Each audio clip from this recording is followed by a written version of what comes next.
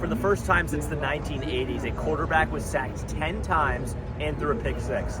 That quarterback would be Daniel Jones of the New York Football Giants, who fell to the Seattle Seahawks tonight on Monday Night Football. The final score 24-3 here at MetLife Stadium in East Rutherford, New Jersey. And on the tail of the game, of course, I mentioned the sacks. Daniel Jones had no time to throw the ball, and in the first half alone, he was sacked a multitude of times. You know, the Seahawks got off to a good start, but the Giants, they were in it. The score was 14-3, and that was really the crux of the game. You know, the Giants were driving downfield in the third quarter. Daniel Jones was connecting with his targets. The run game, without Saquon Barkley, was somehow clicking with Matt Breida.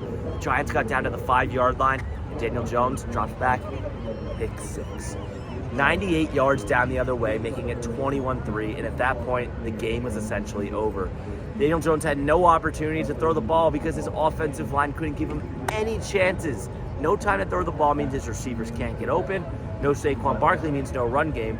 And again, the final scores I mentioned, 24-3, and the Giants now fall to 1-3 in arguably the toughest division in football. They're in last place now. The Washington Commanders are now 2-2. The Philadelphia Eagles are 4-0, and the Dallas Cowboys are 3-1. So the Giants, if they want to have any chance of making the playoffs, they have to climb out of the cellar, and they have a 2-game road trip coming up against guess who? The Miami Dolphins and the Buffalo Bills. Doesn't get much harder than that, does it? Well, Brian Daboll said he still feels cautiously optimistic. I mean, those are more my words. He said that he trusts this team. So after the game in the locker room, right, he fielded a lot of questions, and obviously he was very upset about the way that this loss went. And here's what he had to say specifically about the loss. Didn't get the job done. So, what do you believe contributed to the protection breakdowns? probably a little bit of everything. You know, had some longer routes at times. Got beat at times, reads at times, calls at times. I'd say kind of collection of everything.